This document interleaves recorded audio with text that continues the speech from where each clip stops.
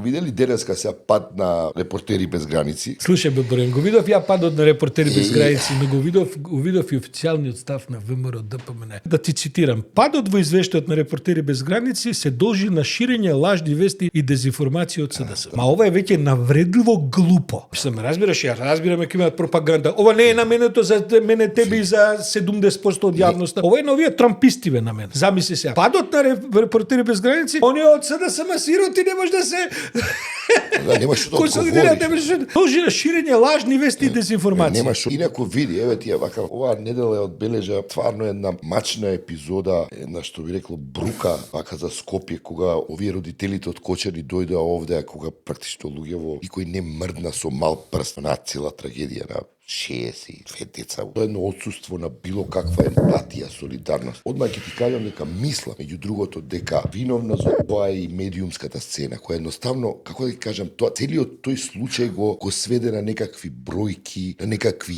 изјави, на некакви партиски препукувања од банален карактер. И практично тотално се заборави суштината на таа трагедија од епски размери. 62 деца зашто загинаа. И сега се соочуваме со вака една сурова илустрација на состојбата на духот во Македонија. И баш општество кое на тој начин и при таква трагедија не успева да пробуди чувства на солидарност и емпатија кои се базично човечки, кои се дел од идентитетот на хуманоста.